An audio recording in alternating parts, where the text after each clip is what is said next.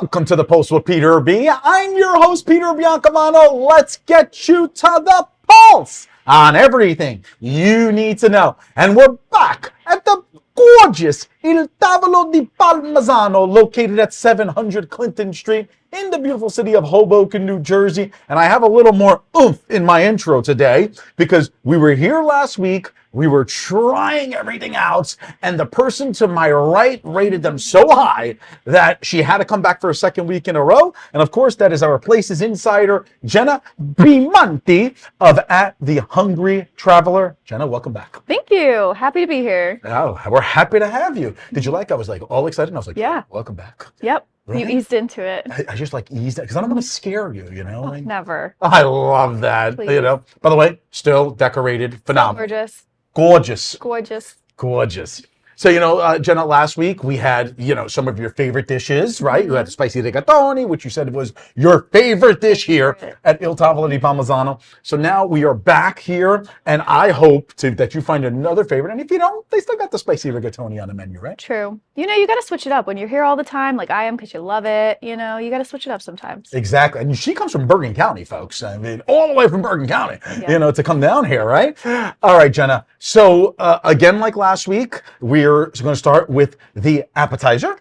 And this is something that Omar, who's been doing a phenomenal job here as the manager, told me is relatively new to the menu. Whoa. So talk to me about this. So we have the spicy Italian tuna tartare. I'm really excited about it. I only like maybe a year or so ago started liking tuna and like tuna tartare, and now I'm obsessed with it. Okay. It's one of my favorite appetizers to get. So I'm really excited to try it. There's a little bit of bruschetta on top. We have a balsamic glazed piece of bread here. I'm so excited. So excited. It's giving it some flair. If the folks remember last week, for all you pulsers out there, yeah, that's what we call our audience. I love it. Yeah, a relatively large audience. Thank you, folks, for keeping watching us.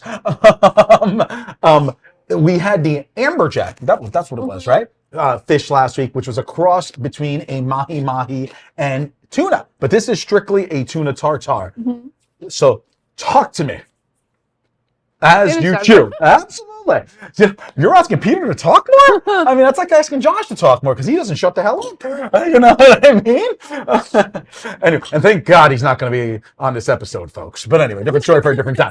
Talk about it. It's delicious. I love the addition of the bruschetta on top. Like the tomatoes add the freshness, another level to it. You know, really makes this dish stand out compared to like when you go to other restaurants and you get just like a classic tuna tartare.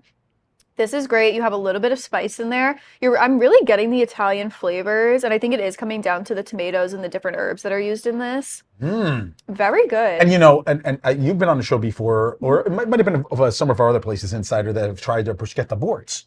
So, I mean, the bruschetta here is as fresh as it comes. I mean, it's a unique twist, right? Yeah, I really like it. I'm definitely going to eat more of this afterwards. Oh, well, the crew's going home hungry again. Sorry, guys.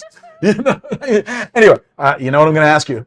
What does Jenna Piemonte score the spicy Italian tuna tartare? I'm going to give it a 9.5 out of 10. Ooh, I kind of made fun of her last week because she broke the Richter scale. She was giving, you know, non-decibel scores. So I appreciate the 9.5 this time. Thank you. Exactly. All right, I think we're going to go next to the dish in front of me, which, as my family likes to say, le ravioli. Ooh, that's fun. Right? Ooh, we just call them ravs. We shorten it. You know, I mean, you know, you could tell, I guess, who's the real Italian. Just kidding. Oh, look at her. Drama. Yeah, no, a little drama here. A little drama. And it started with Peter B. All right. It did. Talk to me about these raviolis. What do we have here? So we have sausage and broccoli raw ravioli. I'm really excited to try this because I feel like that is such a rare combo. Like, I've never heard of ravioli with this filling before, so I'm really excited. And what's the sauce on top of there? So there's tomato sauce and also a spicy garlic white wine sauce in here. What? Yep. That sounds like and all this Parmesan, melty goodness. I'm really excited. So, you know, I as I just said that, you know, I was the more Italian one at the table. Before the segment started, Jenna and I were talking about Parmesan cheese, and I actually don't like Parmesan cheese on my pasta. So I guess my Italianness just took like 5 steps back, correct? Yeah, pretty much. No. Sure. It's kind of a sin, but... All right, sausage and broccoli ravioli. Yes. Ooh, ravioli. Filling. Oh. I'm excited. Oh my God, that does look filling. By the way, last week you had this sausage and broccoli rabe in a long hot pepper, correct? That was good. That was good. That was a good appetizer. Oh my God. And this looks so filling too, correct? They are stuffed. That's how you know, folks. You know, and I just have to bring this up now. You have some restaurants that you go get a ravioli and the filling is so, it's all pasta. Yeah, but it's almost like flat. Like these, you can tell like they're puffed up. They're like little pillows. They're perfect. Exactly. I mean, if you want pasta, you'll just get regular pasta. If you want a ravioli with filling, you got to get the... Give me a score. Ooh. I'm going to go 9.5 out of 10 again. 9.5 out of 10. Just giving it out like they're going out of style, folks. I absolutely love it. All right. Now we're going to get to the big Mama Jamma, which is in front of you. And I have to be... I'm going to let you explain what it is first. Go ahead. Okay. So we have the carbonara, a good classic carbonara. We have the fried egg on top. Peter does not like egg. Oh, I was just going to say that. Look at that. You can't tell me that that doesn't look amazing. That was an awesome yolk pop. Is that what you call it? That's how you know I don't eat eggs. Yeah. Get that in there because you gotta get that on top. Actually, let me get my fork in here. Oh, she's going all in. I absolutely love this. And of course, a carbonara is made out of eggs, so you know. And I have to be honest with you, that carbonara looks absolutely delicious. It looks so good. I mean, look at this. I mean, why would I lie, right? That's gonna be a whole bite. Exactly. All right. She's... Ooh. This is the money shot right here, ladies and gentlemen. The absolute money shot that's coming up here at Il Tavolo Di Palmisano. That was a money shot. Oh, now she's getting the napkin. Should have hid that from her. Talk to me. It doesn't look that saucy, as they say, correct? No, and I think that's the key to a carbonara. You don't want it to be overly saucy because then you run the risk that the egg breaks and it becomes like congealed the sauce. So you don't want to run that risk. So it's really good. It's light. There's pancetta. There's peas. You're getting all of the good flavors in here. Are you going to try it? I was not. I was just setting it up for just in case, you know, like, after the segment. I know. You were getting all like... I know. And does the egg on top add a little extra pizzazz? I think it does. I think having that like fresh yolk. I mean, some people do a fried egg. Some people actually just drop the yolk in. I like having the fried egg. I think it adds like a different texture to the pasta if you cut it up and get it in there. That is fantastic. Which we've done before. So good. Now, I really like it. Now, I know you're a big vodka sauce fan, as you said last week. Where would you rank carbonara in your list of sauces? I'm not going to lie. Oh. It's not that high up. All right. I love a vodka sauce. Lemon pasta actually is my all-time favorite. Like, yeah, like a nice lemon sauce on there is my favorite. Okay. Followed by vodka sauce. Then I'd have to go traditional red sauce and then carbonara. With that said, though, what do you rank the carbonara here at Il Tavolo Di Palmisano? Okay, I would like to preface this, which I have had carbonara in Italy, and I'm going to give this a 10 out of 10. What? Yeah. Why am I so sure? Was the carbonara in Italy? You know, it's amazing there, obviously. So it's at the same level as this carbonara? Yeah, I think so. All right. Well, I mean, we just averaged out at like 9.75. I mean, I've been really good at math these last Yeah, I was going to say, I'm not good at math. It's pretty simple arithmetic there, Jenna. So, you know, I mean, you know, it's not that hard. All right, we're just a few days from Valentine's Day, and this restaurant is decked out. I know you said that you would love to come here for Galentine's or Valentine's. Just remind the audience of why. Oh, because it is so beautifully decorated. You're really getting a full experience here. You're getting the ambiance. You have the twinkly lights. You have the hearts, the red detailing. They really do it all. They go so hard for the holidays. It is so like nice and refreshing to see. And that's why you should come here. Awesome. Well, Jenna Piemonte, our Places Insider of At the Hungry Traveler. Thanks again. We hope to see you in the near future. I agree. All right. Really appreciate it again. All right, folks, from Il Tavolo Di Palmisano, located at 700 Clinton Street in Hoboken, we will be right back.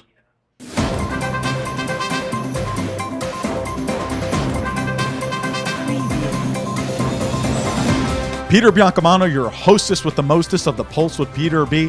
Folks, don't forget to go on our Facebook and our Instagram pages by searching The Pulse with Peter B. and like and follow us on each of those platforms. We're constantly updating those pages with previews of each week's segments and cool stories. Also, if you have any questions, feel free to reach out to our email address at thepulsewithpeterb@gmail.com. Welcome back, everyone. I'm Cheryl Fallick, the guest host for this section on the Pulse with Peter B.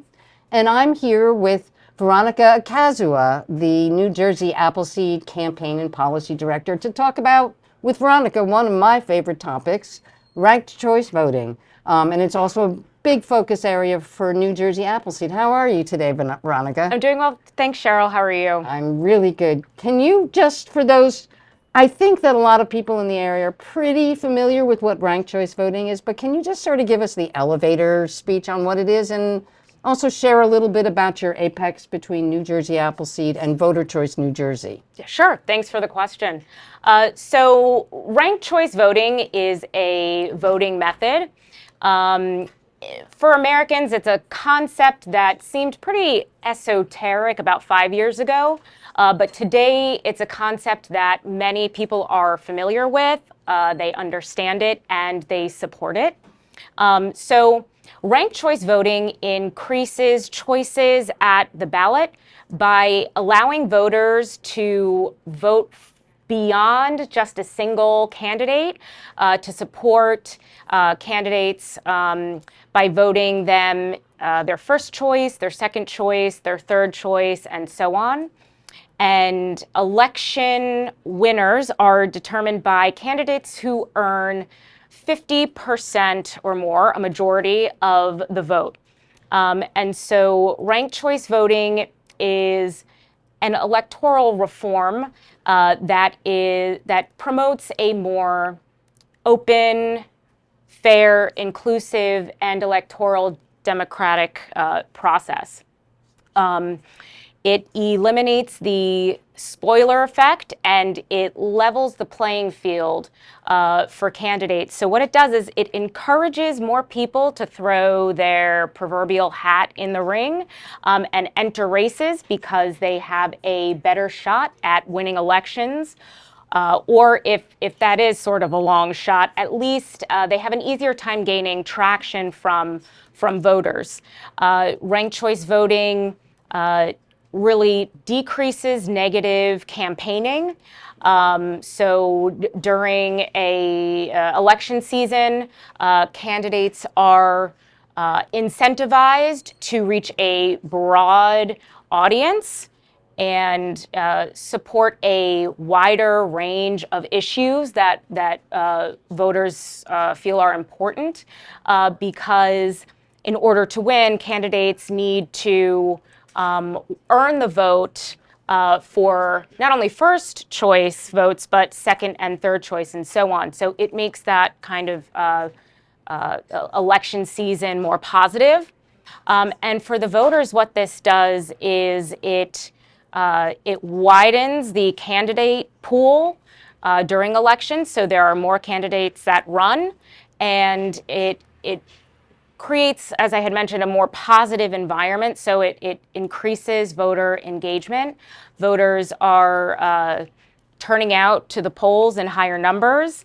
And, it really relieves some of that cognitive burden that voters may face at the ballot box, because they no longer need to worry about strategic voting and voting for the lesser of two evils, because otherwise they'll throw their vote away on a candidate who they like, but who they don't think has a good chance of winning. Yes. Yeah. Well, I know here in Hoboken, we are very familiar with the elections going negative. And it's definitely a reason why I'm a big supporter of ranked choice voting. I also think, as you said, that since we're going to maybe eliminate some of that negativity, we're going to throw more policy into the electoral discussion. So it's definitely something that could be a big positive for people in Hoboken and statewide. I know that New Jersey Appleseed is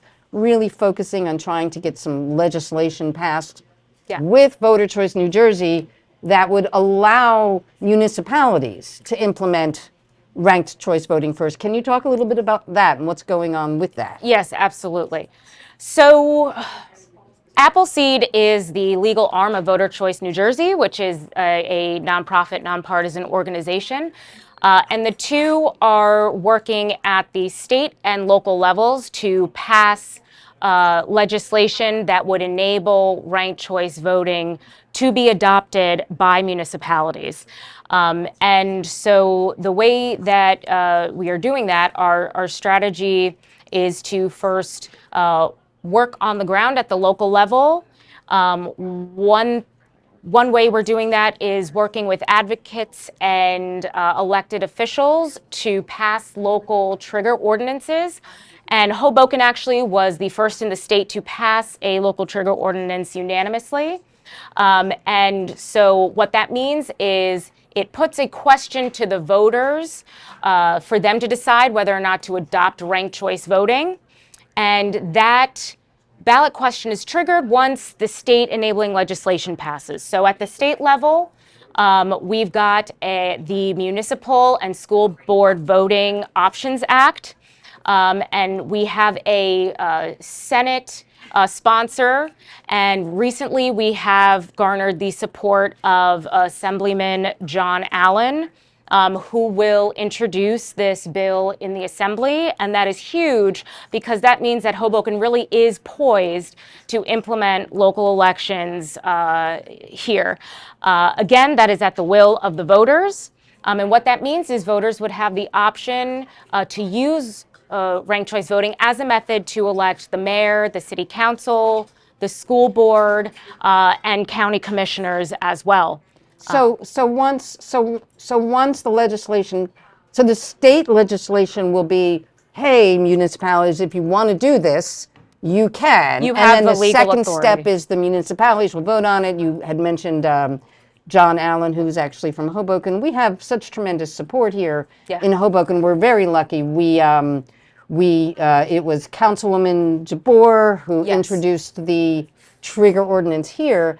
And then about a year ago today, we in Hoboken, we had an event which you also participated in, which at the time was Rank the Restaurants. And we did it with tremendous help from Councilwoman Fisher and Councilwoman Giattino. So just from soup to nuts, we are like so on board here in Hoboken. Do you have any other Rank the informational events coming up? We have a few in mind, but I did want to just talk about these mock election events. So this is the way that Voter Choice New Jersey is, spreading awareness on ranked choice voting.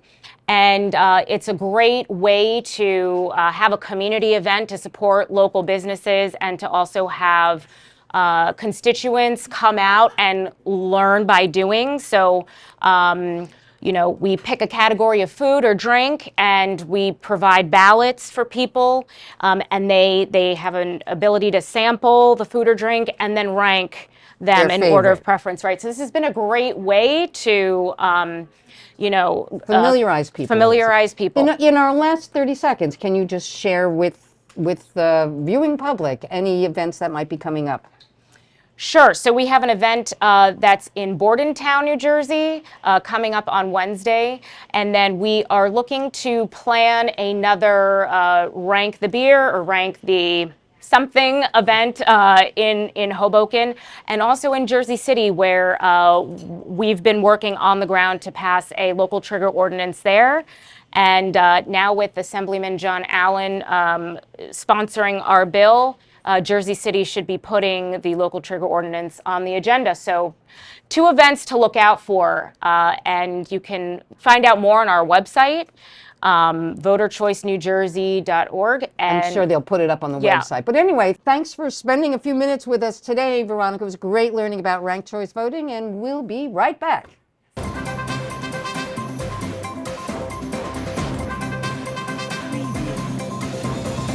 Peter Biancamano back with you. Don't forget to watch us on cable access every Sunday and Monday at 9 a.m. Optimum Channel 18, Files Channel 46, and Comcast Channel 190. Also on Sunday mornings at 9:30 a.m., you can watch our show on our YouTube channel, and you can also binge watch all of our old shows. Who doesn't want to keep watching The Pulse with Peter B? We'll see you there.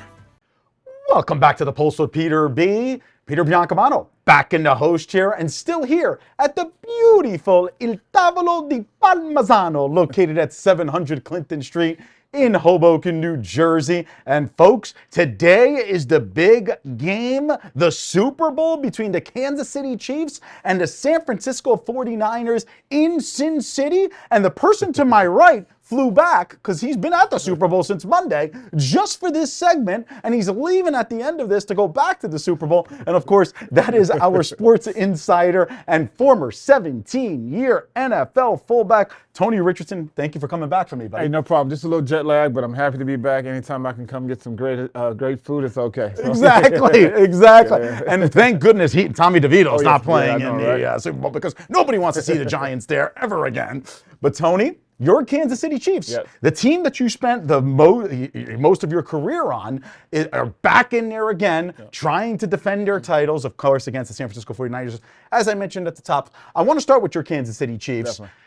It's been a kind of an interesting road and a tough road for them to get there, correct? Yeah, I mean, you definitely look at, I guess one constant they had is obviously Patrick Mahomes, but if you look at the number of, mistakes by the wide receiver core, guys lining up off sides, just a lot of different things that, kind of caused them to get behind the 8-ball. But the thing about it, and I could be honest, a couple of weeks ago, I did not think they can go into Baltimore and beat Baltimore. But like I said, when you have a guy by the name of Travis Kelce and Patrick Mahomes, I guess everything is possible. Amen. Exactly. And remember, Tony, in the middle of the season, they lost a few games in a row. They lost that first game of the season to the Lions, and everybody was saying, oh, they're not as good as last year, know, and they're back to it. Is it because this team knows how to win in the postseason? We make fun of my Dallas Cowboys all the time. Well, see, they're easy to make fun of. Exactly. Oh, thank you so much. No, I'm sorry. Of always choking in the playoffs, and Kansas City just gets in and knows what to do. Yeah, I think it's a combination of a lot of things, and it starts with leadership. I think everything in life starts with leadership. And when you have a guy by the name of Andy Reid, who obviously did the exact same thing minus the number of championships in Philadelphia, but you have great leadership, and then when it trickles down, when your star player is your hardest worker, meaning Patrick Mahomes, they said he's first to be in, last to leave.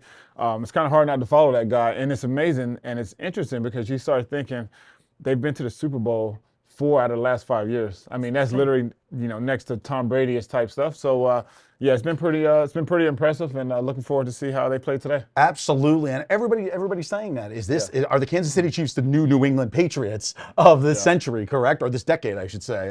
Unbelievable. But I do want to touch up on the San Francisco 49ers, a team that was actually expected to be there. I mean, they was always very, very close, and Kyle Shanahan, of course, a son of former legendary coach Mike Shanahan, who I think you played under, correct? Am I wrong? No, I didn't play under Shanahan, but so actually I hadn't had a sprinkle because Anthony Lynn, who was our running back coach, he actually it's funny because he got 2 back-to-back Super Bowls with the Broncos, and so we played against each other for a number of years, but never played under. Very interesting. I wish I did. I would have a ring for it. Exactly. Yeah. You're a Hall of Famer to me, too. Anyway, and a Super Bowl champion.